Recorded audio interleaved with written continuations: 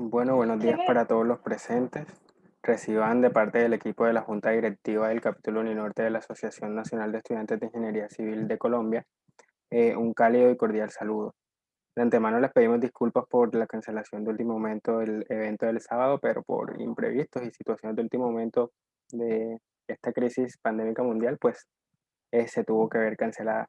Sin embargo, les doy la bienvenida a esta última jornada del tercer simposio de transporte, evento organizado este año con el objetivo de profundizar y tratar temas relacionados a la movilidad y seguridad vial, investigaciones recientes en el área de transporte y educación vial. Hoy estaremos desarrollando esta última conferencia relacionada a algunos retos de la movilidad sostenible a cargo de la ingeniera Stephanie Fernández. Ella es ingeniera civil de la Universidad del Norte, magíster en ingeniería civil con énfasis en transporte también de Uninorte y también está adelantando en la universidad sus estudios de doctorado en ingeniería con énfasis en ingeniería de transporte. También ha estado vinculada a proyectos de investigación en diferentes áreas del tránsito y transporte relacionadas con modelos de elección discreta, seguridad vial, logística de carga, estimación de patrones de viaje en sistemas de transporte público y el uso de sistemas de información inteligentes en el transporte. Actualmente elabora su propuesta de tesis doctoral en torno a la inclusión de múltiples mecanismos de elección en los modelos de elección discreta. Entonces, muchas gracias, ingeniera, por aceptar nuestra invitación el día de hoy y por apoyar esta iniciativa. Entonces, no siendo más, le doy la palabra. Bienvenida. Gracias, Wilber, muy amable.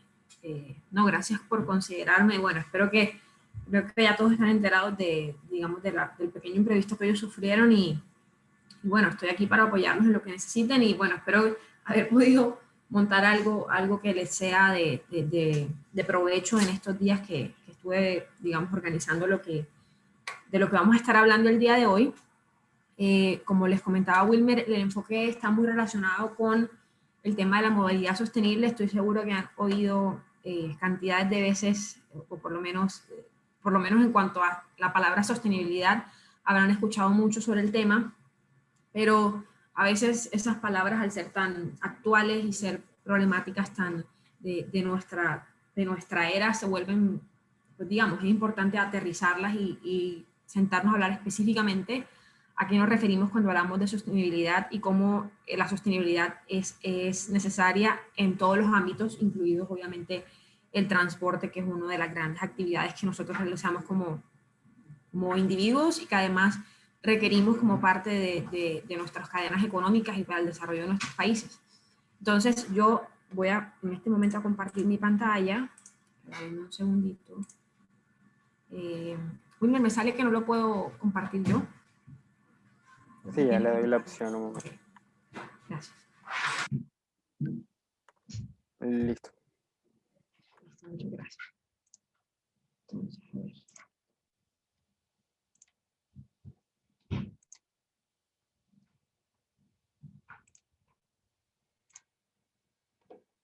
Bueno. ¿Ya están viendo mi pantalla? Sí, se está viendo perfecto. Perfecto. Entonces, como les mencionaba, vamos a estar hablando de movilidad sostenible.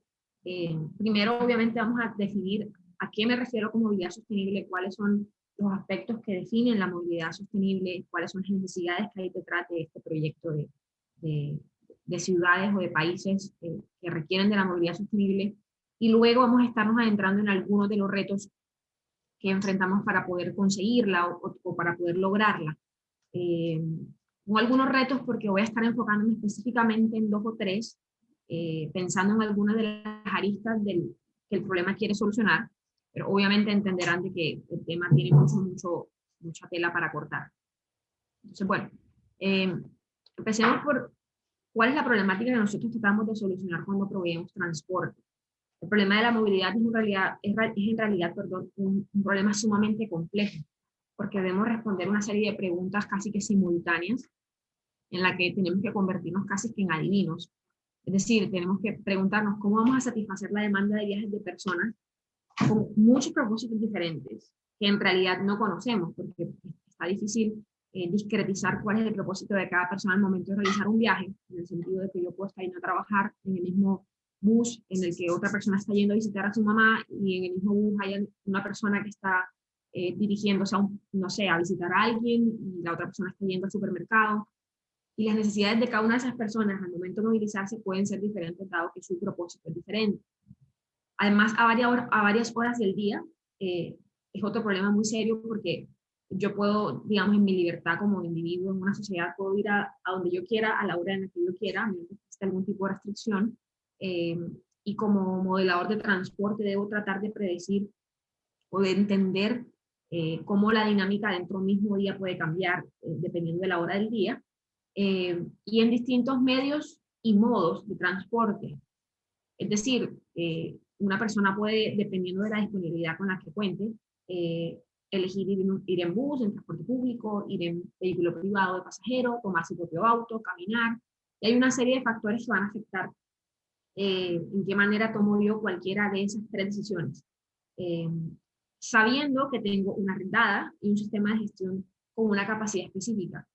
¿Por qué hay tanta importancia en este último aspecto? Porque las otras cosas son muy dinámicas, es decir, qué tanto voy a viajar yo, hacia qué lugares, de qué manera, usando qué modos o qué tipo de vehículo. Es muy variable y muy dinámico, pero casi que la infraestructura que yo tengo para proveer ese servicio eh, o digamos la capacidad que yo tengo para ofrecer es muy estática o varía con mayor parsimonia, por así decirlo. No es fácil cambiar una red vial de un día para otro, mientras que las actividades que las personas, digamos, llevan a cabo sí pueden hacerlo. Entonces es un problema supremamente complejo. La cuestión es que el problema podemos resolverlo de varias maneras, dependiendo del enfoque que nosotros queramos afrontar. Es decir, eh, ¿cómo creo yo que es la manera óptima de solucionar este problema que, como se dan cuenta, incluye un montón de aristas? ¿Y a quién quiero darle prioridad en esa respuesta? ¿Cuál es mi pilar sobre el cual voy a basar mi plan de ataque, por así decirlo? ¿Cuál es el resultado que yo quiero obtener? Entonces eso va a cambiar dependiendo de, por ejemplo, qué tipo de actores en la movilidad yo quiero, eh, a los que quiero darle prioridad, cuántos recursos tengo para resolverlo, cuál es el modelo de ciudad que yo quiero plantear al momento de desarrollar las soluciones. Entonces, eso nos establece casi que la pregunta base sobre la cual debemos partir. Casi siempre esta imagen que aparece de primero es lo que a uno le viene a la cabeza cuando hablamos de una red de transporte desarrollada, cuando hablamos de un estado fuerte que nos provee con las alternativas que nosotros necesitamos para llegar a nuestros destinos. Uno ve esto como progreso, uno ve esto como desarrollo. Y es normal, porque casi siempre la infraestructura uno la ve asociada a hay dinero detrás, hay alguien que está planeando, que me está dando alternativas, tengo espacio, y por lo tanto, en el caso del transporte, probablemente voy a demorar menos para llegar a mis lugares, es más cómodo.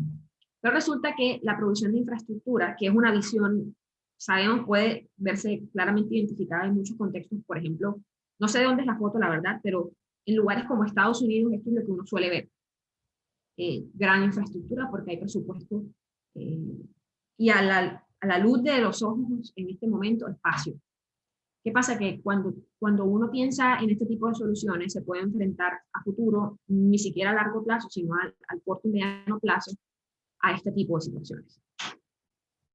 Entonces, parece la respuesta como más lógica. Si necesito más espacio, pues le doy más espacio, pero también uno se pone a pensar qué tipo de mensaje estoy lanzando yo cuando te doy espacio, cuando te doy, casi que te estoy invitando a, mira, te estoy dando el espacio para que cojas tu auto y hagas todo lo que tengas que hacer en el momento que lo tengas que hacer sin ningún tipo de restricción.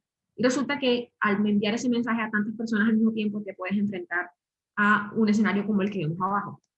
Entonces, es realmente la solución para digamos que, atacar los problemas de transporte, basarnos únicamente en la infraestructura. Obviamente, hago la aclaración, la infraestructura es importante para poder proveer una capacidad de servicio, pero debe venir acompañada de una planeación, de una gestión, por así decirlo, de un plan de ataque para que no lleguemos a estas instancias como la de abajo.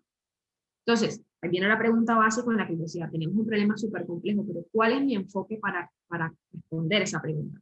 ¿O cómo quiero solucionar ese problema? Entonces, tenemos un modelo de ciudad basado en, yo tengo la infraestructura, tengo el dinero, las personas en mi sociedad tienen, digamos, capacidad económica para resolverlo, a través de un vehículo particular, que obviamente en teoría es más cómodo para cada uno de los individuos, o voy a pensar, que es lo que podemos ver un poco más en el lado derecho, en vez de pensar en las individualidades, en el beneficio de cada persona particular, pensar en cómo podemos encontrar una mejor solución para todos en conjunto.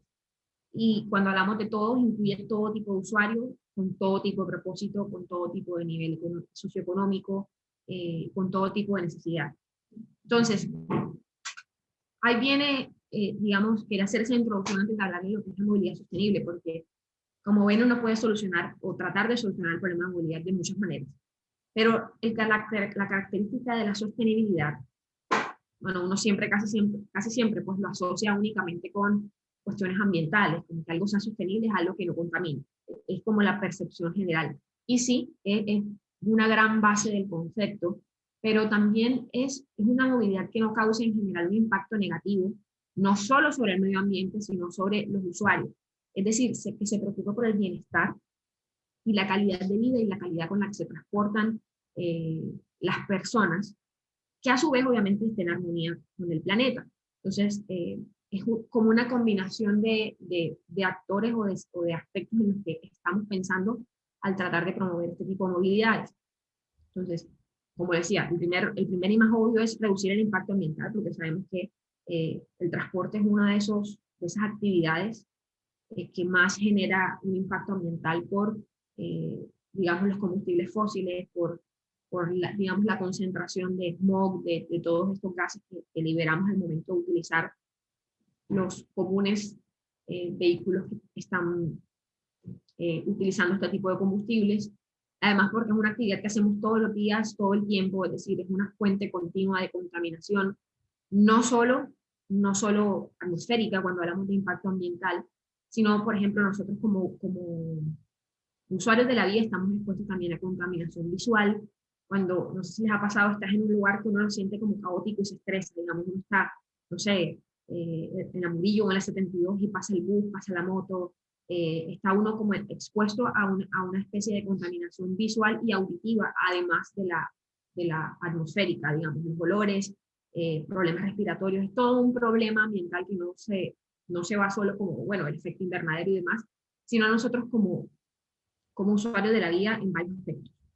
De ahí se deriva justamente esto de reducir los efectos sobre la salud. No sé si se han dado cuenta que últimamente salen muchísimo estos de alertas naranjas, alertas amarillas, cuando en las ciudades tienen que emitir restricciones especiales porque la calidad del aire está muy, muy empobrecida y se están viendo efectos sobre enfermedades respiratorias, enfermedades en la piel, y esto obviamente tiene un efecto sobre todo en los usuarios que estamos en la vía. Digamos que no hay ningún tipo, no discrimina. Tú puedes ir en tu auto, pero igual aparentemente cómodo y estar expuesto a lo que hay allá afuera. Eh, por otro lado, reducir los indicadores de accidentalidad. ¿Por qué? Porque sabemos que estas cifras, y es un tema de los que voy a tocar más adelante, van en crecimiento a medida que el parque automotor o la cantidad de personas que estamos tratando de movilizarnos aumenta. Y es un problema de salud pública súper, súper importante.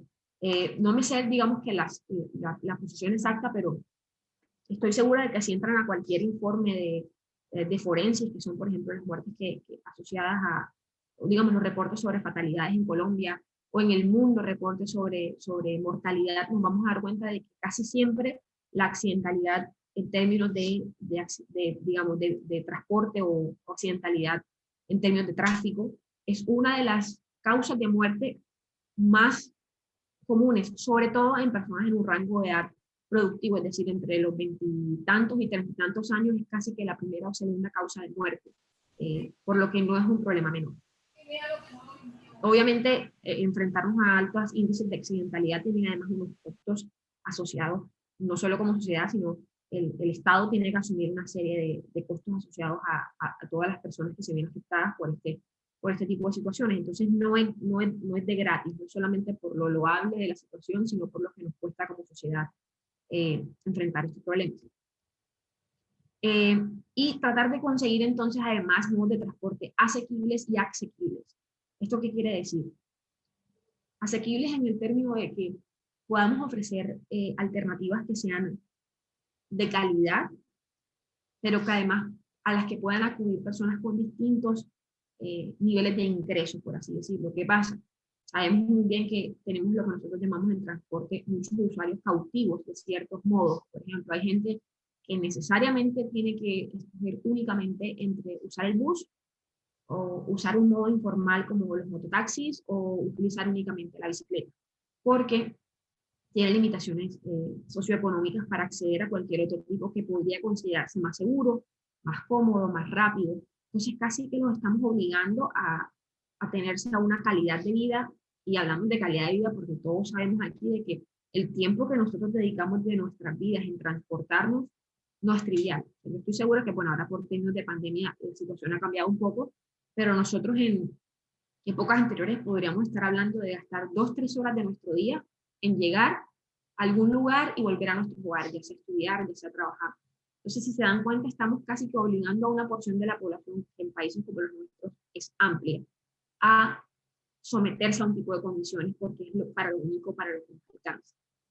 Entonces, es importante pensar en, mira, tiene que ser algo asequible y algo accesible, es decir, todas podemos tener acceso a ellos, sea de fácil uso, no solo para las personas que tienen, por ejemplo, condiciones físicas, voy a usar las comillas porque es un término creo mal usado, normales, sino que hay personas con discapacidades, hay personas con condiciones físicas que no le permiten acceder a todos los modos o a todas las soluciones de transporte. Y además, las limitaciones económicas tampoco se lo permiten a otro grupo de gente. Entonces, básicamente, se dan cuenta de que no es solamente decir, ah, bueno, hagamos que los carros sean eléctricos y solucionar el problema, sino que es una serie de aspectos que hay casi que atacar de manera simultánea para considerar que podamos ir o que podamos estar consiguiendo una movilidad sostenible en nuestras sociedades. En general, el propósito es mejorar la condición de todos los usuarios de la vida. No importa el modo que uses, no importa hacia dónde vayas, ni a qué hora te estés movilizando. Algo importante de estas imágenes, y me demoro un poquito más en estas diapositivas, es para que quede el concepto muy claro. Se dan cuenta, hay algunas características de las imágenes que uso que nos dan la idea de qué es lo que busca promover justamente la movilidad sostenible, cuáles son los pilares en los cuales se basa. Voy a hablar un poquito de eso más adelante. Justo ahí. Este es un término, yo no estoy viendo la parte de arriba de mi pantalla, pero creo que ahí dice pirámide invertida. El concepto de la pirámide invertida es muy conocido cuando se habla de transporte. Y se preguntarán por qué se llama pirámide invertida. Pues usualmente las pirámides tienen la forma justamente contraria y es a lo que usualmente estamos acostumbrados. En realidad, mantiene la forma de la pirámide, pero está invertida porque en realidad, en la manera como sobre todo nuestros tipos de sociedades en desarrollo, en los que tenemos además recursos limitados, solemos darle importancia a la pirámide como está ahí dibujada de abajo hacia arriba. Es decir, nuestras sociedades comúnmente le dan prioridad a los vehículos particulares sobre la logística de la carga. Luego le damos prioridad al transporte público. Luego pensamos en los ciclistas y por último en los peatones. Es como que, bueno, este tipo de personas no lograron acomodarse en ninguna de las otras categorías que yo amablemente les ofrecí. Y bueno, lo que quede disponible será para ellos. En realidad, lo que busca la movilidad sostenible es voltear esa pirámide y plantearla como está ahora mismo. Los peatones deberían ser la primera prioridad al momento de planificar nuestra movilidad. Luego los ciclistas, luego el transporte público, luego seguiría la logística y transporte de carga y por último el vehículo particular. Ustedes preguntarán, como que esto casi que suena como target o estás casi que apuntándole como si el vehículo particular fuera como el lunar negro en esta situación, y no es pensando en eso, sino en quién dentro de esta pirámide requiere mayor atención. ¿Qué pasa? Que los dos primeros, por ejemplo, escalones de esta pirámide, que son los peatones y los ciclistas, son los que consideramos los usuarios vulnerables de la vía. ¿Por qué son vulnerables? Porque están expuestos casi que en términos de accidentalidad y de conflicto en mayor manera. Por ejemplo, claro, si tú vas en tu vehículo y atropellas a alguien, a tu vehículo casi que no le va a pasar nada, como mucho se partirá un vidrio, se hundirá digamos, el capó o alguna parte de tu vehículo, pero la persona contra la que has colisionado puede estar enfrentando serios problemas de salud o incluso la muerte, lo mismo con los ciclistas. Pensando también en por qué darle prioridad a los peatones. La caminata es un modo al cual todos podemos acceder, sobre todo si es a nivel. Es decir, yo no necesito tener más recursos económicos que nadie para poder caminar hacia algún lugar, no necesito proveerme de ningún vehículo específico, y si la infraestructura es correctamente proveída, puede ser utilizado por todos. ¿Cuál es el problema? Que si ustedes se dan cuenta en en nuestras infraestructuras de ciudades como Barranquilla o en países como los nuestros, casi que nos olvidamos de este grupo de personas. Entonces me han dado cuenta que incluso en nuestras ciudades las cebras no son respetadas, casi que mucha gente no sabe qué significan, no tenemos rampas para los discapacitados. Eh, Creo que casi uno va en el carro y va como que, ay, mira, este peatón atrevido se me tiró, y no tiene uno en mente, o digamos, no existe la cultura de entender que ellos deberían ser la primera prioridad, porque primero son vulnerables y segundo, yo debo promover estos modos o estos medios que permiten a todos acceder a un transporte justo o un transporte de calidad. Por ejemplo, si ustedes han tenido la experiencia de caminar por un andén en Barranquilla, se van a dar cuenta que no está pensado en el peatón. Te vas a encontrar con los parqueaderos de los vehículos, te vas a encontrar con desniveles, te vas a encontrar con escalones, lo cual, por ejemplo, si eres una persona que tiene algún tipo de discapacidad física, no vas a poder utilizar la infraestructura. Entonces, ¿por qué los vehículos particulares están de último? Pensemos en que los vehículos particulares benefician o, digamos, están reservados solo para un tipo de personas o para un grupo de personas. Son aquellas que primero tienen los medios económicos para poder hacerlo, que vamos a ver ahorita es una proporción pequeña de la población. Es decir, nos da la impresión cuando andamos por la calle de que son la mayoría, pero no son la mayoría, es todo lo contrario. Además que tienen asociadas una serie de externalidades que es como llamarle consecuencias negativas a su uso, que son la contaminación, que son la accidentalidad, que es el espacio que utilizan. Entonces, la forma en la que esa pirámide está planteada en términos de movilidad sostenible tiene una razón de ser asociada a esto. El transporte público lo veíamos en la pirámide justo debajo de los ciclistas, y aquí hay una imagen muy clara de por qué debemos promover el transporte público sobre el transporte privado o individual, como es en el caso de los vehículos o de hecho en alguna moto que aparece por ahí. Estos datitos, o esta diapositiva casi que la saqué de una información que tenía el profesor Arellana, alguna presentación, Julián Arellana, alguna presentación que ha dado, que llama mucho la atención, sobre todo por los números que en su presentación se toma el trabajo de derivar, pero yo aquí simplemente traje como el número de conclusión para que veamos qué tanto el transporte público puede ser mucho más beneficioso que el transporte privado cuando es bien ofrecido. En cuanto a espacio, bueno, creo que la foto habla por sí sola. Si miramos la comparación entre la cantidad de gente que puede transportarse en el espacio que están ocupando todos los vehículos en el lado izquierdo versus la cantidad de personas que pueden transportarse en los carriles exclusivos de transporte público y el espacio que requiere un bus para transitar, yo creo que la foto habla sola. Pero el cálculo es de más o menos 6.7 veces más eficiente en términos de espacio, es decir, estoy transportando 6.7 veces más personas en el mismo espacio al utilizar un sistema de transporte público que al utilizar un sistema de transporte privado, o sea, el vehículo. Y es 4.8 veces más económico en términos de consumo. Estamos hablando en este caso, por ejemplo, de los combustibles fósiles. O sea, ahí estaríamos atacando el espacio, los temas de espacio, que como ciudad sabemos, el espacio cuesta un montón y no es ilimitado. Por ejemplo, cuando hablamos de casos como Estados Unidos, uno se da cuenta de que ellos han tenido que expandir sus ciudades cada vez más porque consumen tanto espacio en infraestructura vial que las ciudades quedan casi que un poco regadas y tienen muchos problemas de congestión en los centros. Entonces el espacio no es ilimitado y todo lo que yo pueda dar en términos de espacio va a hacer que nuestras ciudades sean más sostenibles y estén mejor planeadas. Y en términos de consumo de combustible, pues ya sabemos que eso tiene asociado un montón de emisiones que necesitamos reducir a toda costa.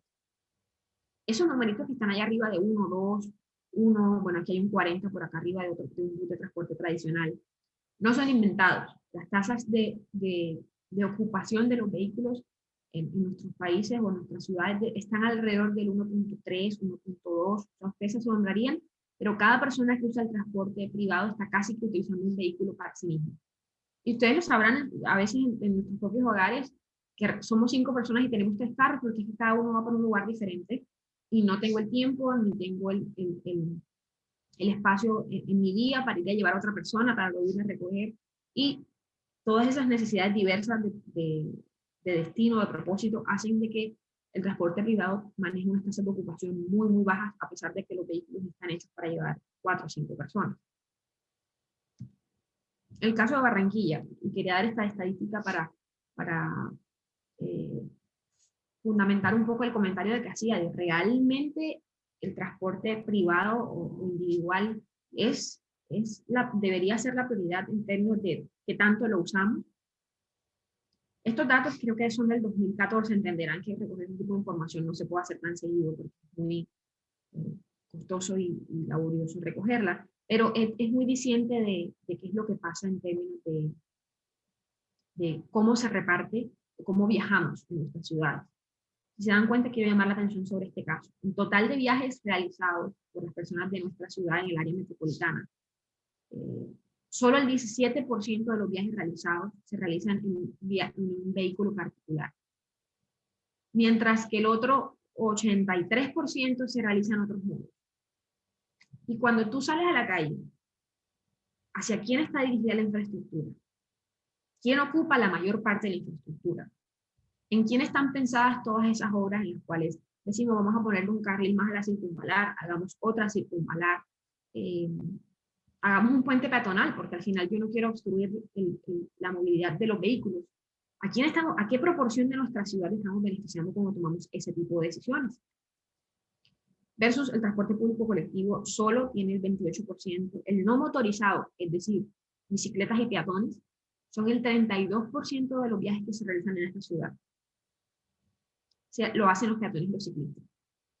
Y miremos cuál es la proporción de espacio que nosotros gastamos en calzadas para vehículos versus ciclovías, andenes, cruces peatonales. Y creo que la respuesta se la pueden hacer ustedes mismos sin yo tener que llegar a una conclusión en este comentario. Y aún en el transporte informal, que es una proporción bastante grande también, un 9%, nos damos cuenta de que la gente recurre a otro tipo de modos que nosotros no podemos proveerles de manera segura, no tienen asociada algún tipo de calidad. Es decir, si la mitad de las personas de este 9%, es decir, 4.5% de personas en esta ciudad, someten a utilizar un mototaxi sin casco, sin seguridad, sin saber quién lo está manejando, porque no ofrecemos alternativas a las que ellas puedan acceder desde el punto de vista económico o desde el punto de vista cobertura. Aquí hay una otra gráfica en la que podemos ver un poco de cómo es la evolución. Es decir, ¿vamos mejorando o vamos empeorando? Si nos damos cuenta, la cantidad de motos y de autos entre el 2009 y el 2014, miren cómo aumentaron. Las motos, eso debe ser 3 o 4 veces la cantidad inicial, y los autos casi que se duplicaron, mientras que el transporte público incluso disminuyó un poco. Entonces, cuando tú ves esta tendencia, tú te preguntas, ¿qué es lo que yo estoy promoviendo entre mis ciudadanos? Que empiecen a utilizar un modo de transporte más eficiente, como el transporte público, que ya está comprobado, es una alternativa más eficiente, se lo acabo de mostrar incluso con números, o dado que ofrezco un transporte público de baja calidad, estoy dando el mensaje de mejor encuentra tú la manera como puedes resolver tu transporte de manera privada, sabiendo que esto acarrea una cantidad de externalidades asociadas al, digamos, promover el transporte privado. Y aquí abajo, esta gráfica también es muy eficiente en términos de lo que hablaba de la asequibilidad y accesibilidad. Aquí hay una comparación de estratos en términos de el tipo de usuarios que utilizan, del tipo de usuarios que utilizan cada modo. Si nos damos cuenta en el caso del auto, el azulito, este es estrato 1, estrato 2, 3, 4, 5, 6. Es clara la tendencia, y ya lo sabemos, de que las personas de estratos superiores son las que acceden al auto. Las personas que pertenecen a estratos de menores ingresos no tienen demasiado acceso a este tipo de modos. Y pasa lo contrario en el transporte público. Personas de estratos inferiores o digamos de menores ingresos son mucho más usuarios del transporte público comparado con las personas que están aquí abajo. Pero ya que vimos las gráficas anteriores, la cantidad de personas que pertenecen a este pico es mucho menor que la cantidad de personas que pertenecen a este pico. Entonces, nuestras políticas hacia quién deberían estar más pensadas. Lo que pasa es que Las personas que pertenecen a este pico de acá tienen más poder en la manera como se toman decisiones, tienen más influencia en el desarrollo económico de nuestras ciudades. Entonces, yo sé que no es una labor fácil cuando hablamos de convencer en este discurso, pero son los hechos y simplemente yo los entrego aquí y llegará cada uno a una conclusión cuando lleguemos al final de esta presentación. Entonces, viendo el panorama que estamos presentando, voy a hablarles específicamente entonces de cuáles son esas 3 problemáticas principales que enfrentamos para yo poder decir, vamos en un buen camino hacia una movilidad sostenible.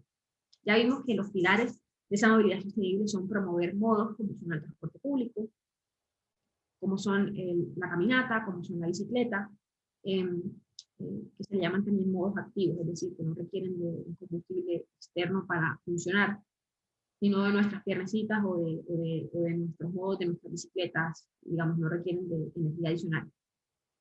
Entonces, primero me voy a enfocar en los problemas del transporte público. ¿Por qué el transporte público no es muchas veces una opción buena o de calidad para que las personas la escojan sobre otros modos? Y casi que se queda siendo usada por las personas que no tienen otra opción o que no encuentran nada mejor. Primero, tenemos problemas de poca cobertura. Es decir, no hay suficientes buses para poder cubrir la demanda por transporte público que hay en toda la ciudad. Entonces pasa que, ¿a qué se traduce eso? A que por donde yo vivo no pasa un bus, entonces o me toca caminar un montón para encontrarlo, o me toca esperar un montón, o me toca hacer transportes para yo poder llegar a la zona donde yo quiero llegar, porque la cobertura o la cantidad de buses que están circulando por todos los sectores que demandan buses no son suficientes, o no llegan a suficientes lugares. Problemas financieros, y sabemos que esto basta con ver las noticias de vez en cuando para saber que casi todos estos sistemas de transporte masivos, sobre todo, tienen problemas financieros debido a que la demanda que proyectaron una vez que diseñaron los sistemas ha sido inferior a la que realmente han recibido. Y esto hasta nos da un mensaje de cuál es la prioridad de nuestras ciudades. ¿Han hecho bien los estudios? ¿Han tratado de planear bien los sistemas o le han dedicado sus esfuerzos más a otro tipo de modos? Entonces, resulta que hay problemas ahí de demanda que se vuelven problemas financieros a su vez. Excesivos tiempos de espera y de viaje que están asociados casi que a lo que hablamos arriba de la cobertura y de la cantidad de buses que yo tengo. Pues si no tengo muchos buses, me toca mandarlos cada más tiempo, es decir, no tengo suficientes buses para mandarlos cada 10 minutos, entonces el resultado es que la persona espera el doble o el triple en una parada. Y los tiempos de viaje es lo mismo porque estamos haciendo que los buses viajen junto con, no todos los casos, pero por ejemplo sabemos que aquí el Transmetro no ha podido desplazar del todo los sistemas tradicionales de buses. Entonces tú pones un bus a viajar en la congestión, obviamente los tiempos de viaje van a ser largos. No son autosostenibles financieramente, es decir, el transporte, y esto es muy importante para entender por qué siguen habiendo problemas financieros, no son un negocio. Es decir, a menos de que nuestros gobiernos entiendan que poner a un privado a que lo opere no va a ser un negocio para el privado y que tiene que haber algún tipo de alianza en la cual el gobierno ponga algo de su parte para sostener los sistemas desde el punto de vista financiero, vamos a seguir enfrentándonos a estos problemas. Y los costos de operación asociados a estudios, asociados a unos escenarios de demanda esperados que no resultaron siendo, son superiores a los proyectados. No sé si era mi labor, pero ahí me aparece y yo les aviso que he estado admitiendo a alguna gente en la entrada. Entonces, sí, tenemos también unos costos de operación superiores a los proyectados, ahí esto acarrea toda una serie de problemas que voy a explicar mejor en la siguiente diapositiva. También retraso en ejecución de la infraestructura. Eso genera que las personas que en algún momento quizá consideraron utilizar los sistemas no los vean como algo atractivo o algo organizado o algo bien hecho. Creo que, por ejemplo, el caso de Cartagena es muy específico o útil para este ejemplo. En Cartagena tú ibas y tenían las estaciones construidas hace un montón de tiempo y no sé cuántos años tomó para que el sistema en verdad empezara a funcionar, y las personas empezaron simplemente a verlo como un sistema poco confiable, y ya, pues la gente no lo percibe como algo positivo. Incluso aquí en Barranquilla, cuando Uno espera que entre un sistema como el Transmetro y empiece a haber una ampliación de la cobertura, que empiecen a existir nuevas rutas, que de pronto se generen nuevas troncales, pero todas las problemáticas anteriores hacen que eso no sea posible, o por lo menos no en los horizontes que inicialmente se proponen, y la percepción es que, no sé, yo escucho a mi papá decir, voltearon la ciudad para hacer el Transmetro y resulta que no soluciona, porque esa es la percepción que reciben de lo que ven. Entonces eso es también un punto negativo. Aquí hay una explicación un poco más específica de por qué pasa todo esto cuando la ciudad se planea de una manera específica. Es casi que la inercia que va detrás de las ciudades y por eso se vuelve un círculo vicioso eh, del transporte público que es ampliamente conocido. Lo voy a hablar, digamos que de manera no tan detenida en cada cuadrito por cuestiones de tiempo, pero creo que se va a entender la dinámica. Tenemos de este lado simplemente la población aumenta. Eso es normal. Nuestras ciudades están en desarrollo y estos indicadores de aumento de población son cada vez mayores a medida que nuestras ciudades crecen. ¿Qué genera un aumento de la población? Tenemos más gente tratando de ubicar dónde vivir, ubicar dónde trabajar, lo que hace que los terrenos se valoricen, porque el espacio, perdón, como les dije al comienzo, es limitado. Al espacio ser limitado, pues empieza a costar más para poder acceder a una simple situación de oferta-demanda. Como los precios de los terrenos son tan elevados, la gente empieza a buscar soluciones que descentralizadas. Es decir, un ejemplo clarísimo, lo que pasó en Barranquilla con Villa Campestre. Vivir por Buenavista, vivir por las zonas que ya están muy concurridas, donde ya hay demasiados edificios, donde no hay espacios para construir, donde construir es muy costoso, empieza a hacer que las constructoras y las personas empiecen a vivir en espacios más separados de la ciudad. Es decir, surgió un nuevo barrio que creció rapidísimo, que es Villa Campestre. Porque probablemente ahí estás en puerto, los terrenos eran más baratos y era más viable construir, había más espacio. Hace algunos años Miramar. Entonces se dan cuenta, la ciudad empieza a crecer en la periferia y empieza a volverse más y más descentralizada. Son barrios nuevos, están en unas zonas en las que antes no había nada. ¿Esto qué hace? Que la cobertura del transporte público no sea suficiente. Es decir, si yo como, yo que sé, Transmetro, hice mis estudios hace 15 años, hace 20 años, para ver la viabilidad de los sistemas, yo no consideraba de que mis rutas tenían que llegar hasta Puerto Colombia, básicamente. Capaz mis rutas llegaban hasta Villa Santos. Y ese espacio adicional que yo tengo que cubrir con la misma infraestructura, digamos, con el mismo dinero que contaba, con los mismos buses que contaba, hace que los esfuerzos no sean suficientes, porque ahora tengo que mandar buses más lejos eh, a áreas nuevas y no tengo suficiente. Entonces, eso genera un déficit en la empresa de transporte colectivo y esto está aquí súper en rojo. Menos recorridos, menos frecuencia. ¿Por qué? Porque si antes un bus mío se demoraba media hora en hacer su recorrido completo, por poner un ejemplo, salir del centro, llegar hasta Villa Santos y volverse al centro, ya no tiene que llegar solo a Villa Santos, sino que tiene que llegar hasta Villa Campestre, lo que obviamente va a hacer que su recorrido para volver al centro sea más largo y se va a demorar más. Como cada bus que tengo disponible se demora más en hacer cada recorrido, el tiempo que se demora en volver a pasar por una parada es mayor, ¿cierto? Porque no tengo más buses que inyectar. Eso hace que la persona que está en la parada espere más tiempo.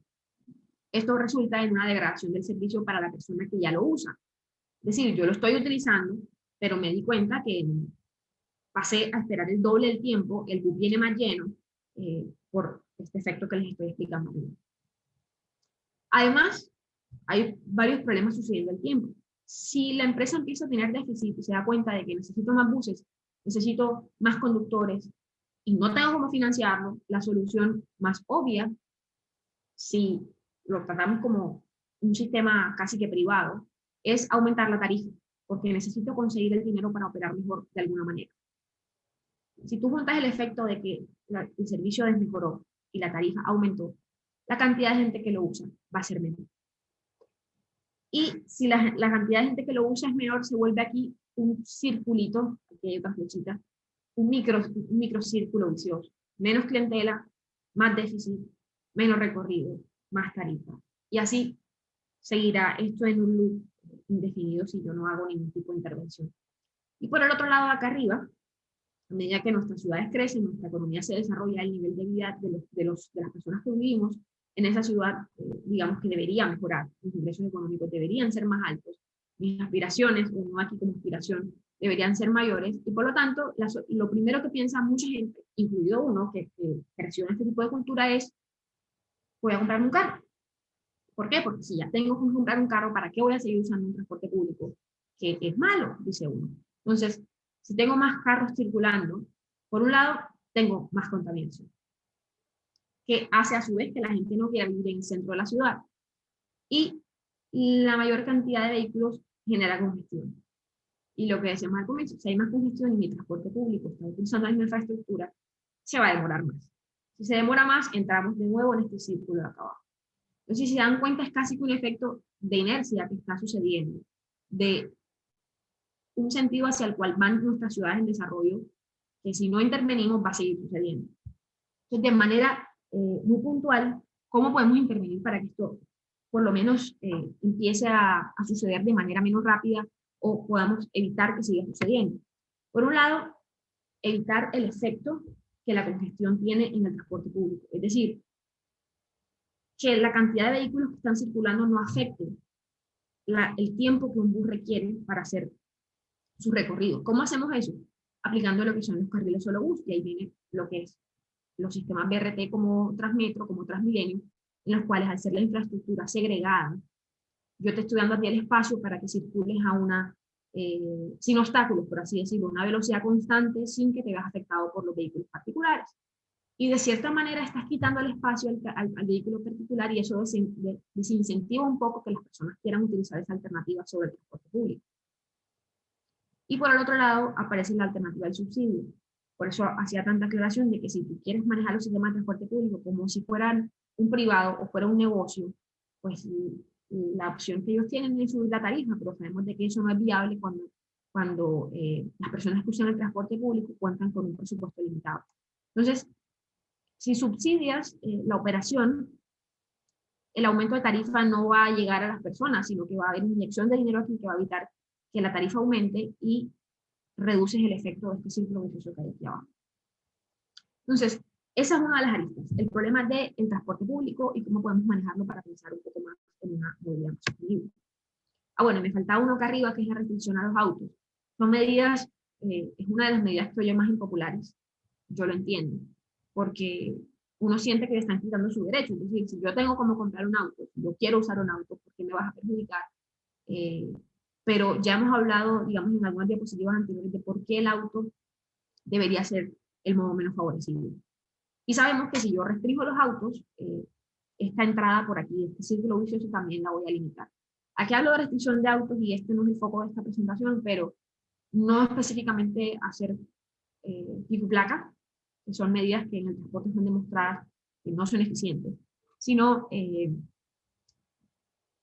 poner trabas para que las personas no vean el auto como la opción más obvia. Es decir, considerar limitaciones de acceso a ciertas zonas, tarificación vial, que es algunas ciudades del mundo tienen peajes incluso dentro de las ciudades, eh, eh, cobrar los parqueaderos. Todo eso va a hacer de que tú veas el uso del auto menos favorable. Yo creo que algunas personas en nuestro entorno universitario le ha pasado que tú dices, bueno, ya, en mi casa hay un carro, y mi papá me lo presta, yo me voy en carro a la universidad, pero cuando te das cuenta de que tienes que pagar 8.000, 10.000 pesos diarios en parqueaderos, de repente lo piensas, lo peses, y uno como estudiante puede molestarle, pero cuando hay problemas de espacio, porque no cabemos todos los vehículos en el campus, te das cuenta de que es una medida necesaria casi, porque el propósito es justo de que menos personas traigan el carro a la universidad, pero obviamente sabemos de que este tipo de medidas suelen no ser bien recibidas por las personas. El segundo problema, y voy a tratar de acordarme un poquito porque sé que estoy hablando mucho, es el asociado a los usuarios vulnerables, que como les comentaba suelen ser los ciclistas, los peatones, e incluyamos ahí a las personas discapacitadas. Aquí abajo unos datos, unas estadísticas muy dicientes. En el mundo, alrededor de 1.35 millones de muertes anuales son asociadas a accidentes de tránsito, de los cuales 46% de ellos son usuarios vulnerables. Esto nos indica de que la mayoría, digamos, estas personas tienen una posición, digamos, es la más golpeada cuando hablamos de tipo de accidentes. En Colombia, el 85% de los muertos y heridos son usuarios vulnerables. Estos son datos del 2018. Es decir, solamente el 15% de las personas que se ven afectadas son aquellas que van en los vehículos. El otro 85% son personas que van caminando o que van en bicicleta. Esto tiene obviamente mucho sentido porque además cuando tú eres un usuario vulnerable, casi que tu única protección es tu cuerpo. Mientras que la persona que va en un vehículo pues tiene toda una infraestructura que lo está protegiendo. Hablando específicamente de los peatones, el 26% de los muertos y el 20% de los heridos son peatones cuando hablamos de accidentes de transporte de tránsito. Y en Barranquilla la situación es bastante similar. Algo importante que mencionar, todas estas cifras tienen una tendencia a la alza. Es decir, yo de hecho tenía estas cifras de hace como 6 años y las actualicé hace poco y todas subieron. Entonces, esto quiere decir que tenemos que ver cómo lo manejamos porque obviamente tenemos más población, más gente en las vías y las cifras siguen subiendo. Esto habla un poco de contexto. Hablamos de que el 93% de las muertes relacionadas con las carreteras en el mundo, o sea, con accidentes viales, ocurren en países de ingresos bajos y medios, a pesar de que tenemos solamente el 60% de los vehículos del mundo. O sea, esto quiere decir de que a pesar de que hay menos vehículos en nuestras vías, tenemos más muertes. Esto es un mensaje claro. Resulta que en nuestras sociedades, la cantidad de personas que se mueven caminando, que se mueven en bicicleta, son más. Por lo tanto, tenemos más personas afectadas por las externalidades del transporte. Entonces, si son más las personas que utilizan este tipo de modos, deberíamos estar pensando más en ellos y no en las minorías que además están causando, digamos, un poco más de consecuencias. Entonces, estas dos imágenes las puse porque son muy distintas. Yo creo que la de arriba las hemos visto todos en algún momento, ya sea caminando o ya sea en los autos. No nos llevamos muy bien, no estamos muy bien integrados en nuestros países, los diferentes actores de la vía, y sabemos que esto pasa todo el tiempo. Entonces, ahorita vamos a hablar de cómo es que casi siempre solucionamos este problema. Y en la de abajo casi que la agregué porque lo vi hace unos días viral como chiste en alguna página de Instagram, donde pusieron una infraestructura. Esto aquí no se ve bien por la diapositiva, pero esto que está aquí son como unos separadores para una ciclorruta, una ciclovía que está aquí transitando. ¿Qué pasa? Que los peatones casi nunca lo ven, como las personas van con la vista arriba, no se imaginan que hay un obstáculo justo que al lado donde ellos van a cruzar. Primero hay un problema, deberían estar utilizando la cebra, pero la gente casi siempre por acortar con el camino se mete por uno de estos lados, no la ve, y la cantidad de personas que se caen sobre la cebra es impresionante. Aquí abajo se alcanza de ver que viene un vehículo, o sea, si este señor cae muy allá, pues Dios lo libre, algo muy malo va a pasar en lo que sigue en ese video. Entonces, eso es lo que pasa cuando no estamos haciendo una buena integración de nuestros actores. Es decir, ahí sí, estás pensando en el de la bicicleta, pero capaz la persona que puso ese volardo ahí o esa separación no pensó mucho en las personas que van a cruzar la calle. Y también los que están cruzando la calle a veces no están muy conscientes del cumplimiento o para qué son los espacios que se proveen para cada actor.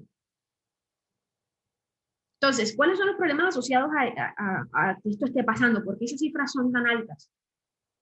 Mayormente en nuestros países de desarrollo, lo que hablábamos, casi siempre nuestros esfuerzos van a beneficiar o a garantizar la movilidad segura del vehículo y no del peatón.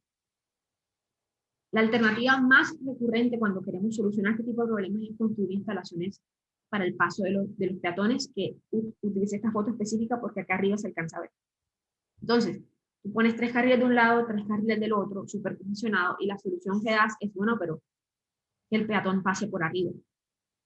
¿Qué pasa? Está demostrado en la literatura hace varios años de tiempo, de que en realidad proveer este tipo de infraestructura no necesariamente genera condiciones más seguras para que las personas crucen. ¿Por qué? Porque el mensaje que te está dando con un puente peatonal es, tú eres el último en mi prioridad. Yo prefiero que tú camines, subas unas escaleras, utilices el puente para ti, que requiere más esfuerzo, a hacer que el vehículo espere que tú cruces. Es decir, poner un semáforo aquí para que las personas crucen no es algo, digamos, bien visto por los conductores y se les da prioridad. Entonces, este tipo de conductas lo que te están diciendo es que el peatón no está dispuesto a tener que subir y utilizar un esfuerzo adicional para poder cruzar la calle y decidir más bien arriesgarse. Entonces, eso nos hace pensar qué tipo de soluciones estamos proveyendo para solucionar el problema. Entonces, pensando en esta alta tasa de mortalidad y accidentalidad, en un estudio particular del que les voy a hablar ahora, tratamos de entender cuáles son las razones que hacen que un peatón decida cruzar por un lugar que no es el que él tiene destinado para hacerlo. Dícese una cebra, dícese un puente peatonal, dícese un semáforo en la esquina. Y no voy a entrar en las technicalidades de esto, sino simplemente en las conclusiones a las que llegamos. Básicamente lo que se hizo fue, en este estudio particular, evaluar cuál es la incidencia de las características de las personas, de la infraestructura y de las restricciones que yo pongo en la vía para al momento de que ellos decidan cómo cruzar la calle. Para hacerlo, simplemente por información general, se utilizaron unos modelos de elección discreta con datos PRPD. ¿Qué quiere decir eso? Hicimos dos cosas al tiempo. Observamos lo que la gente hace en este momento y les preguntamos qué harían en otras circunstancias. Hicimos una combinación de esas dos informaciones. Entonces, se hicieron encuestas en los lugares donde se ven los principios amarillos. Aquí de pronto la elección de color no fue la mejor, pero aquí vemos que hay 4 puntos en los que se hicieron encuestas, donde básicamente, referencias reveladas, lo que se hizo fue observarlo, cómo los peatones cruzan la calle en esos lugares, y luego se les presentaron unos escenarios hipotéticos, donde yo te decía, mira, ¿qué harías tú en esta situación? Para tratar de entender cuáles son digamos, los aspectos que hacen que una persona elija cruzar de una manera u otra. Esto no le va a poner mucha atención, pero también se trataron de entender algunas conductas intrínsecas, por ejemplo, la disposición a que las personas tomen riesgos, percepciones de seguridad y demás, que no voy a entrar en detalle ahora. Pero básicamente estas son algunas fotos de los lugares donde se hicieron las encuestas. Teníamos en algunos casos estos pasos peatonales que están semaforizados, en nuestro caso utilizamos unos paleteros. Yo creo que ya no están necesariamente ahí, pero estuvieron por mucho tiempo unas personas accediendo a dar el paso a los peatones para que crucen. Esto es en plena circunvalar, que sabemos que son vías que tienen unos límites de velocidad bastante altos, y que estaba dibujada la cebra, pero nadie le prestaba atención, entonces fue necesaria la utilización de estas personas. Esta foto es muy diciente, si se dan cuenta, es un espacio peatonal y si se dan, podemos notar que hay más motos usándolo que peatones, es decir, no estamos respetando demasiado el propósito real de la infraestructura, y si tú eres un peatón que está tratando de cruzar, el tener esas motos atravesándose, tener un ambiente poco seguro para ti. Tenemos además lugares donde teníamos puentes peatonales.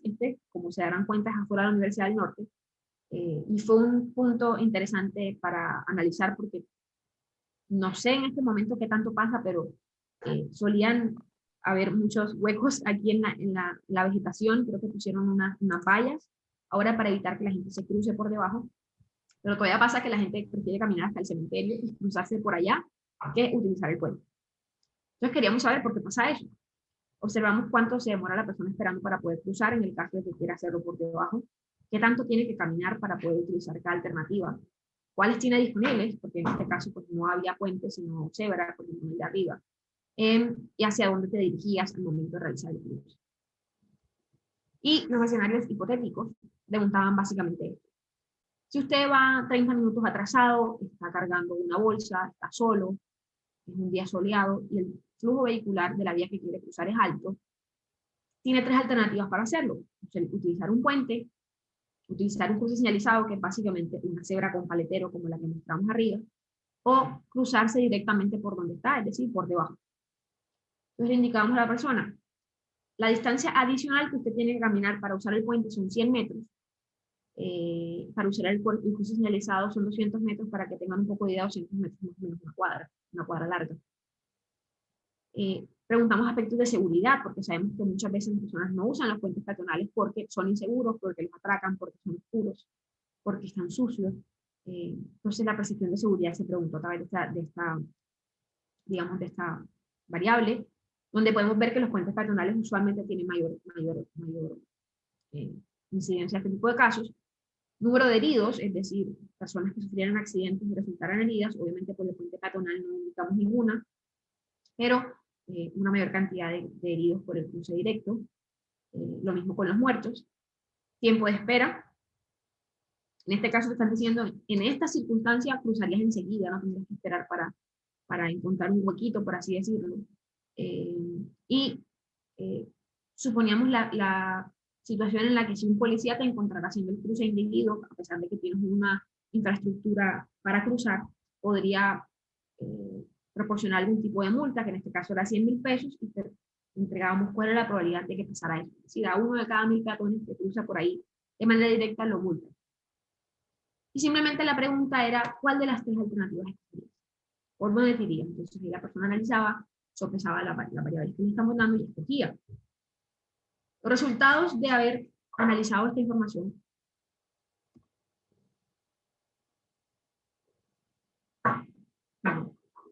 no voy a entrar en detalle de qué es esto.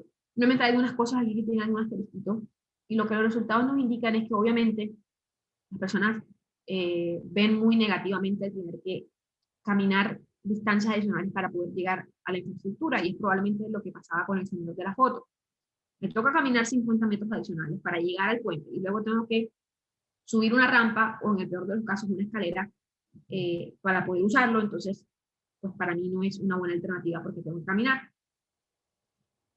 Vemos también el efecto de la espera, en este caso en el cruce directo. Si yo soy una persona que está al borde de una vía y se da cuenta que tengo que esperar un montón de tiempo para encontrar un espacio, por ejemplo, porque en la circunvalar hay demasiado flujo vehicular, si tengo que esperar demasiado, pues sabes que voy a empezar a considerar las otras alternativas, como entonces voy a usar el puente, voy a caminar a la cebra porque ya sé que ahí me van a dar el espacio en algún momento y no tengo que esperarlo yo como a la de Dios, a ver cuándo puedo lanzarme. El efecto de la accidentalidad sí tiene un efecto en la manera como las personas toman las decisiones. Al saber que eran espacios donde había muchos accidentes, las personas preferían no escoger esa alternativa. El aspecto de los robos en contextos como los nuestros claramente tiene un factor decisivo, es decir, a medida que aumentan los robos por el puente peatonal, yo menos lo quiero usar, porque prefieren arriesgarse, o sea, su integridad física, porque lo sienten menos probable que arriesgarse a que lo roben cruzando el puente, porque sabemos que es una práctica que podría ser muy común.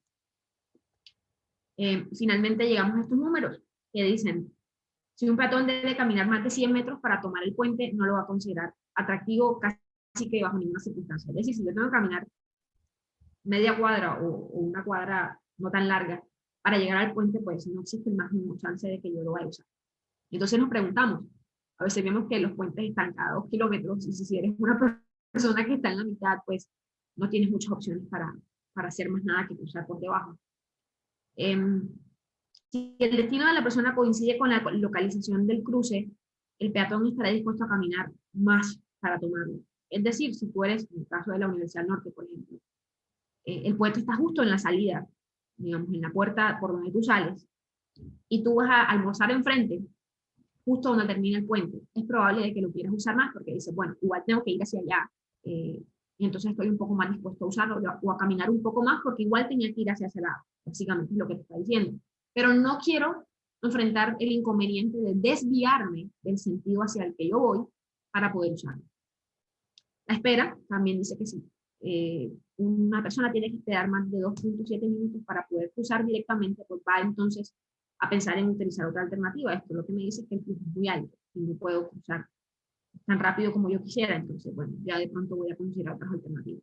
Y que si empezamos a aplicar multas mayores a 220.000 pesos, las personas quizá empiezan a considerar el aspecto económico al momento de tomar la decisión. Sabemos que esta última obviamente es un poco difícil porque en nuestras sociedades no es muy fácil de aplicar, pero es, digamos, lo que les pido yo. Obviamente estos son datos para nuestro contexto. Quizá en otra cultura, en otro espacio, en otro país, los datos son un poco diferentes, pero obviamente nos interesa entender particularmente primero qué pasa aquí. Y el tercer problema que quería tocar, y esto me va a robar como 5 o 10 minutitos, perdón, es cómo todo esto está siendo afectado por el contexto actual, y por el contexto actual me refiero específicamente al tema de la pandemia.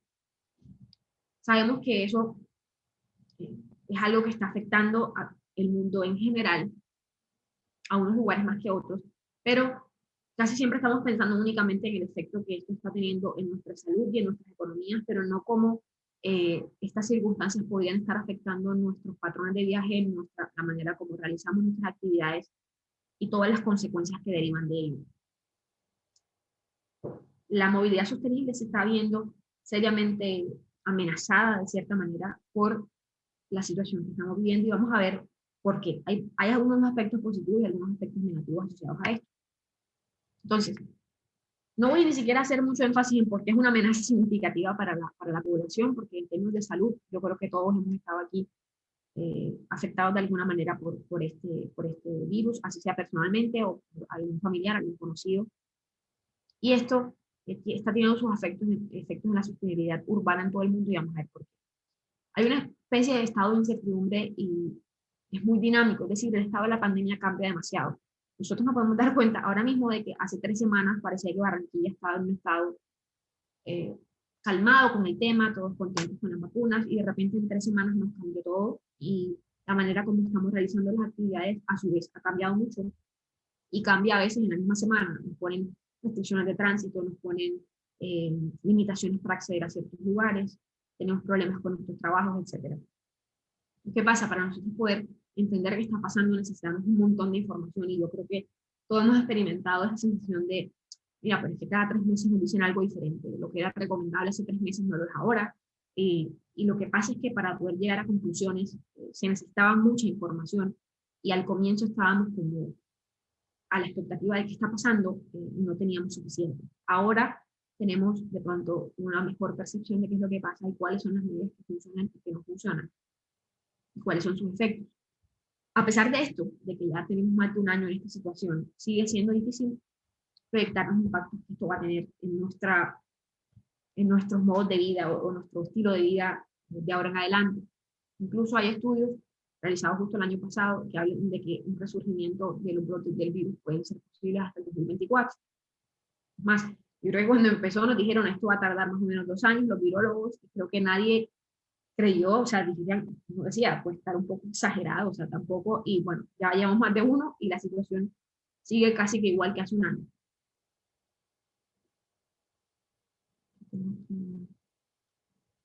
No me alcanzo a ver lo que dice arriba. Bueno, como sabemos, las estrategias de mitigación más comunes son el distanciamiento social, el cierre, que obliga a limitar algún tipo de actividades y hacer algunas restricciones de cercos sanitarios y confinamiento. Es decir, los cercos son cerramos algunos espacios donde sabemos que hay algún foco de contagio o simplemente confinemos totalmente a las personas. ¿Qué pasa? Obviamente esto ha cambiado la manera como nosotros hacemos nuestras actividades. Y es posible que este asunto del distanciamiento social, ya sea intermitente o prolongado, sea necesario hasta el año 2022. Lo que hablábamos, 2 o 3 años de unas medidas que van a estar presentes en nuestras interacciones de manera constante. La cuestión del tapaboca, la cuestión de los 2 metros de distancia, los aforos limitados. No es algo que va a cambiar por ahora. Lo que pasa, esto va a tener un efecto en la manera como planifiquemos nuestras actividades de ahora en adelante. Entonces, lo que de pronto parecía recomendable hace un momento, no lo sea tanto. Voy a poner un ejemplo quizá para adelantarme a lo que le pueda mencionar más adelante. Todo el tiempo la movilidad sostenible ha estado tratando de promover justo los modos y medios de transporte masivos. ¿Por qué? Porque ya vimos que son más eficientes en términos de espacio, ya vimos que son más eficientes en términos de consumo de combustibles y reducción de externalidades. ¿Qué pasa ahora si justamente todo lo masivo es lo que debemos evitar? Entonces, ¿cómo esto va a afectar nuestra planificación? Capaz, les digo, les aviso para que no terminemos tristes en 10 minutos cuando termine la charla. No hay una respuesta en realidad única en este momento, ni una solución o una fórmula que pueda solucionar esto de manera fácil, pero es una pregunta que quería traer a colación porque capaz no lo pensamos demasiado cuando pensamos en las problemáticas asociadas a lo que está pasando ahora. Entonces, ¿cuáles son los efectos de esto sobre la movilidad urbana? Justo el transporte se vuelve, o por lo menos es la percepción de las personas, un vector de propagación mundial y local del virus. Una de las primeras cosas que uno ve cuando han tratado de realizar nuestras ciudades es fotos del Transmetro, fotos del Transmilenio, fotos de las estaciones, donde dicen, me piden que no salga, pero cuando voy a trabajar me enfrento con esto.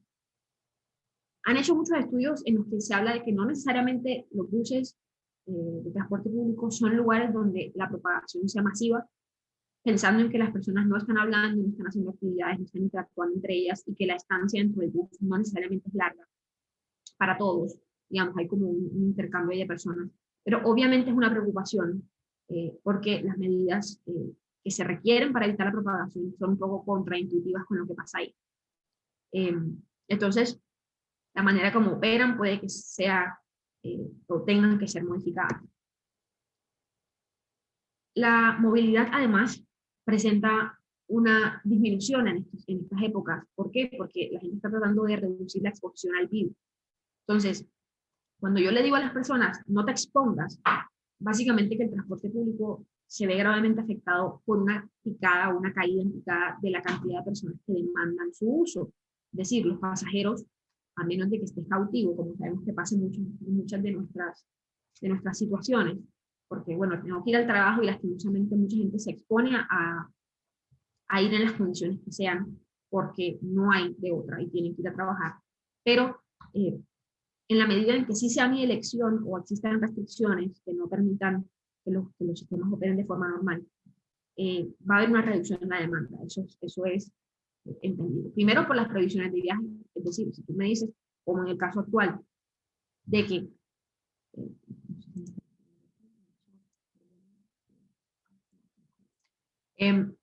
si tú me estás diciendo a mí, por ejemplo, en la situación actual, de que solamente las cédulas pares pueden acceder a los sistemas de transporte público, entonces obviamente la demanda del transporte público se va a ver afectada.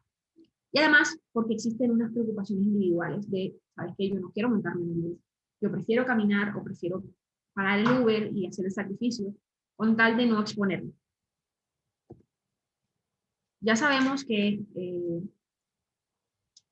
la medida en que las personas tengan elección, está sucediendo, quizás no tanto aquí, pero sí en muchas otras latitudes del mundo, donde las personas han dejado de utilizar el transporte público por este asunto y se han ido a utilizar el automóvil porque es más seguro.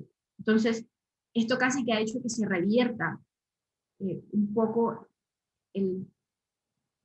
la labor que hace tanto tiempo se ha venido haciendo de promover el transporte público como una buena alternativa y que las personas dejen de lado su vehículo particular.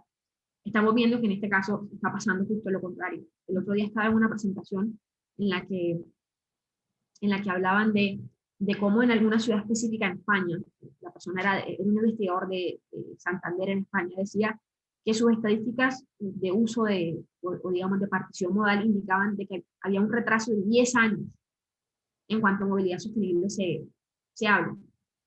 Es decir, están en la misma condición de lograr promover los modos activos y los modos masivos que hace 10 años. Básicamente un trabajo que se ha ido perdiendo un poco ahí por esta situación. Y también algunas alternativas que eran buenas en términos de transporte sostenible, como era, por ejemplo, compartir el carro o utilizar incluso plataformas como Uber. Eso no pasa aquí, pero en muchos otros países existía, era muy usada la alternativa de compartir el viaje con desconocidos, porque era más económico. No puede ser fundada en estos momentos. Eso hace que haya más vehículos en la pieza. Entonces, han cambiado la manera como viajamos. Entonces, si yo tengo unas personas que están casi que encerradas, las personas no salen específicamente a su oficina, por lo cual los picos matutinos han casi que desaparecido en muchas partes y los picos de mediodía han aumentado porque las personas salen con otros propósitos que no son necesariamente ir al colegio o ir a la oficina, lo cual ha hecho que la manera como nosotros manejamos o gestionamos nuestros sistemas de transporte deban cambiar, porque la demanda cambió. Un lado positivo que vimos todos al comienzo, cuando vimos los delfines en Venecia, y que, digamos, empezamos a ver los efectos positivos de estar encerrados, es el efecto de las emisiones atmosféricas. Sí se han registrado en muchas latitudes la disminución de este tipo de emisiones, lo cual tiene un efecto positivo en el medio ambiente, pero sabemos de que estas medidas son momentáneas, porque en algún momento, y ya pasó, a final de 2020 tuvimos que empezar a salir. Entonces esos efectos positivos empezaron a ser contrarrestados con los efectos negativos de todas estas medidas que van casi en contra de la movilidad sostenible. Ya acabamos de ver en la diapositiva pasada. Bueno, en cuanto a emisiones, aquí hablamos de reducción hasta el del 44.3 y 55.4% de las emisiones en algunas latitudes, pero como les digo, esto se va a revertir en algún momento porque vamos a tener que volver a salir a vivir nuestra vida, pero con unas condiciones menos favorables que generan una preocupación en el futuro. ¿Cuáles fueron las medidas que hemos tomado en Barranquilla? Esta presentación, digamos, no es necesariamente de este momento porque sabemos que han ido cambiando a lo largo de este año, pero han sido algunas que se han tomado. Restricciones generales para poder salir porque hay cuarentena, el uso del tapabocas es obligatorio en el espacio público, el transporte público como tal. En algún momento se establecieron restricciones de capacidad en los momentos más graves, hablábamos de solo un 35% y un 50% de ocupación, y vamos a hablar del efecto que se tiene en 2 minutos. No pueden ir personas de pie, y los horarios del sistema cambiaron, es decir, empezaron a abrir más temprano para que se evitaran aglomeraciones en los buses y las personas planearan con mayor tiempo la manera, o sea, el momento en el que pudieran abordar el bus para evitar que todos llegáramos a la misma hora. Pasa que, como se dan cuenta, aquí el bus va vacío, pero si se alcanza a ver acá atrás, hay una cantidad de personas esperando, capaz porque todos llegamos a la misma hora.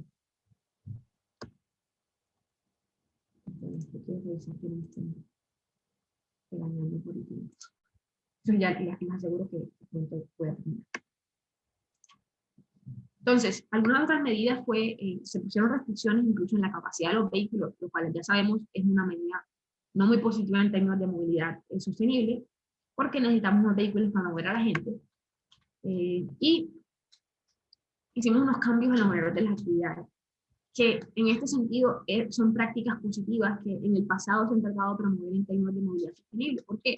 Porque si yo estoy teniendo unos picos muy marcados en la manera como la gente se mueve, si yo les cambio los horarios laborales o los horarios de las oficinas y de los colegios, lo que hago es repartir la demanda de transporte a lo largo del día. Yo puedo disminuir esos picos muy específicos, por ejemplo, de 6:30 a 7:30, y luego de 5:30 a 6:30 de la noche, si las personas salen a horas distintas, entran a horas distintas, y repartimos mejor la demanda a lo largo del día. Eso fue lo que se trató de hacer.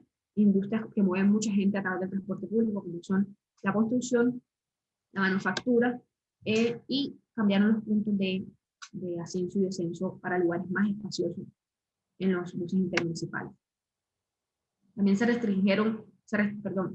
hicieron restricciones de circulación en zonas centros. El centro en algún momento estuvo cerrado, solamente podían entrar transporte público, caminando, y demás aspectos como en los cercos, donde literalmente no podían entrar y salir. Entonces, es una medida que simplemente que se promovió y que lastimosamente casi que las vemos como cosas momentáneas, pero que deberían ser cosas que se promuevan a largo plazo. Son estas alternativas de urbanismo táctico, en los cuales, si se dan cuenta, invertimos la pirámide. Podemos ver en esta imagen de abajo, en la que para evitar las aglomeraciones, se le dio la mayor cantidad de espacio en la vía al peatón. Para yo poder decirte, tienes que distanciarte 2 metros, te tenía que dar espacio. Entonces, lo que se hizo en estos momentos más críticos fue quitarle un carril a los vehículos y dar el espacio para que las personas pudieran andar, ya sea caminando o en un carril de bicicleta. Si se darán cuenta, no solo en el centro, sino que en muchas partes de la ciudad pusieron estos que le llaman maletines, son como unos separadores, para que las personas pudieran utilizar la bicicleta de manera segregada en la 74, en la 76, en espacios donde usualmente eso no está, digamos que no está proveído, para que las personas se sintieran seguras de usar la bicicleta y empezaran a usar estos modos en vez de transporte público, con el propósito justo de evitar aglomeraciones en los buses. Este tipo de medidas justamente van en pro de esta inversión de la pirámide que nosotros queremos hacer en el transporte sostenible, y es darle prioridad al peatón y al ciclista. Sin embargo, hay que tener mucho cuidado con el efecto negativo que puede existir en el transporte público. Esto era justo de lo que hablaba, carriles hechos, digamos, de una manera un poco artesanal, pero sí podemos ver que así sea de esta manera se aumentaron los kilómetros de bicicarriles que la ciudad, o digamos, la Secretaría tenía dispuestos para los ciclistas. Y esto es una medida que definitivamente debería seguirse promoviendo, y quizá de una manera más permanente, con una infraestructura realmente dedicada para ellos, que no sea como una medida de emergencia. Casi que esto nos obligó a hacerlo rápido, pero esto nos demuestra de que sí se puede y que si diversificamos un poco la oferta del transporte, la gente puede de pronto estar dispuesta a usarlo más. Esto puede ser una medida a largo plazo, porque como les digo, sabemos que el distanciamiento y digamos, las recomendaciones de bioseguridad van a seguir con nosotros por lo menos por un par de años, es lo que se espera. Entonces, este tipo de medidas deberían ser más promovidas.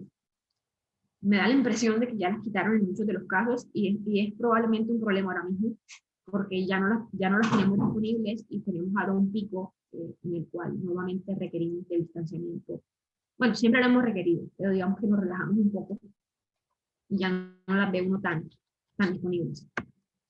Bueno, no voy a entrar demasiado en esto, pero también aumentar no solamente el espacio en bicicleta, sino los estacionamientos de bicicleta, porque no me puedes pedir que ande en bicicleta y pues no tengo dónde guardarla o dónde ponerla. Eso tiene obviamente asociados también unos ahorros económicos y unos beneficios en el ambiente y en salud.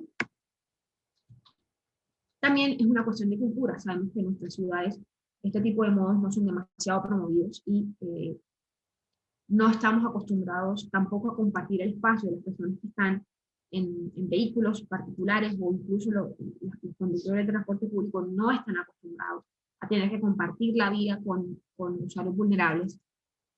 Y al no tener la costumbre, por así decirlo, o la cultura de compartir el espacio, no conocemos cuáles son las reglas, no sabemos cómo transitar de forma segura con ellos, cosas tan sencillas como siempre mirar tu retrovisor antes de girar, este tipo, o no invadir su espacio, sus carriles, no parquear en los lugares donde ellos tienen destinado espacio para circular, son cosas que todavía pasan en nuestra ciudad y que hasta que no empezamos a promover no vamos a poder combatir lastimosamente. Es casi que un trabajo de la mano desde el punto de vista del transporte, de la infraestructura, de la cultura ciudadana, de la educación, etc. Entonces, casi que las medidas adicionales que tenemos que empezar a contemplar son justamente esta gestión de la demanda, porque todo parte de, ¿y qué tal si yo también evito que la persona tenga que montarse en un bus o usar su vehículo? ¿Qué pasa si más bien te digo, por qué no trabajas desde tu casa 3 días a la semana? ¿Por qué no estudias desde tu casa? ¿Por qué no cambiamos los horarios? Y esto va a ayudar de manera casi que indirecta a que las aglomeraciones no se den, simplemente porque no se van a necesitar. Aquí me pasó en el momento en que estábamos nosotros encerrados en el hogar, mis papás, por ejemplo, no sabían que uno puede pagar todos los servicios en línea, que uno puede hacer transferencias bancarias por la aplicación, porque pues nunca habían sentido la necesidad de hacerlo. Y ahora que aprendimos todas estas cosas que podemos hacer remotamente, que pensábamos que no se podían hacer, incluido el trabajo, incluida la educación, nos damos cuenta de que si apuntamos a ese tipo de medidas, la movilidad sostenible no es tan descabellada porque vamos a estar atacando de los dos lados. Si voy a estar atacando desde el punto de vista de voy a gestionar una infraestructura, voy a ofrecer un mejor servicio, pero además voy a tratar de que la gente requiera menos transportarse. ¿Cuáles son las preocupaciones? Y esta creo que es mi diapositiva de cierre. Este confinamiento cambia la estructura económica y el estilo de vida, entonces eso genera un tipo de desafíos adicionales como los que hemos estado mencionando. Primero, en términos de cómo cambia la demanda, y segundo, de que sabemos de que obviamente los aspectos financieros de este tipo de sistemas van a requerir un tipo de ayuda adicional que en muchas circunstancias no tenemos disponible. En algunos lugares la población todavía está reacia a volver a utilizar el transporte público y sigue tratando de moverse únicamente por automóvil. Y esto esperemos que no sea un efecto o una especie de percepción negativa que quede en la mente de las personas una vez que superemos la crisis. Porque, como les digo, es algo que puede ser muy difícil de revertir. Una de las cosas más importantes para promover transporte público es su percepción positiva y en este momento está siendo muy afectada.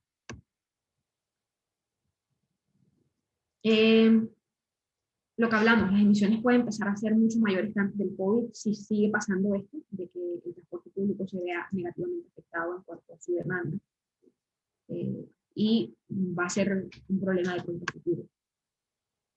Y es muy probable que las repercusiones económicas, justo que mencionaba hace un segundo, del brote, hagan que la sostenibilidad financiera, hablando ya de dinero, de los sistemas sean graves. este era un dato específico que me dieron de Transmetro, y era que en el momento, probablemente estos datos sean de junio del año pasado, o sea, justo en el momento en que la situación estaba peor, Transmetro estaba movilizando solamente el 40% de la demanda que usualmente movía, pero seguía usando el 73% de su flota. ¿Esto qué quiere decir? Requiero más buses circulando, que obviamente tienen unos costos asociados de combustible, de el pago de la flota como tal, de conductores, costos de operación en general. Los sigo manteniendo altos porque necesito la misma cantidad de buses para mover a menos gente. Porque como mi bus no puede ir lleno como venía antes, sino que tiene que vivir una capacidad disminuida, entonces cada persona que transporto me cuesta más.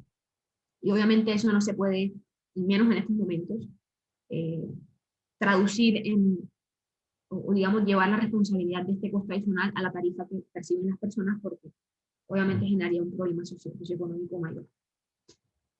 Y esperemos que la consecuencia de esto no sea justo el de economías y sistemas de transporte perjudicados. Este último que voy a poner se ve un poquito fuerte, pero lo vi justo en una charla en la que estuve participando, pero también de asistente, sobre este tema de movilidad sostenible en el ámbito del COVID, que me asustó horrible, pero que me hizo entrar un poco en conciencia y que quería compartir, la busqué hasta que la encontré. Aquí chiquitito estamos todos inocentes y lo que dice aquí la caricatura, creo que no se ve mucho, es eh, procura o está seguro de lavarte las manos y vamos a estar bien. Y bueno, aquí viene una hora de COVID que sabemos que es repetitiva además porque el fenómeno se viene repitiendo cada cierto tiempo de los picos, pero luego de esa ola puede que se nos venga una ola de recesión económica causada por, obviamente, toda la actividad que se ha tenido que detener en estos meses, pues, y luego podrá venir una ola mucho peor de cambio climático que está muy asociada justo con los problemas que hay con la sostenibilidad de nuestras sociedades en estos momentos. Un ejemplo claro, el transporte que les acabo de mencionar. ¿Qué viene? No se sabe. Hay un cambio general de comportamiento, así que tenemos que ir viendo casi que sobre la marcha qué podemos hacer para ir atajando este tipo de problemas, pero claramente debe haber alguna propuesta de promover más los modos activos y de diversificar la oferta de transporte. Es decir, tratar de promover el uso de la bicicleta, tratar de promover la caminata, y sabemos que para hacer eso debemos también como ciudad poner de nuestra parte para que sean modos atractivos y seguros para las personas. Es decir, no solamente pedírselo a la gente, sino empezar a planear en ese sentido para que sea una alternativa viable. Creo que ya hice aquí en la diapositiva de gracias una aclaración, digamos, resaltar el término algunos, porque sabemos que hay otra cantidad de retos asociados a lograr esto, pero esos eran como los tres principales de los que quería hablar, y de hecho me pasé como media hora, y por eso les pido disculpas, pero creo que habría bastante tema para cubrir. Muchas gracias por haberse quedado a lo largo de todo este tiempo. No sé si alguien tiene preguntas o si hay espacio para preguntas. Se va a tener.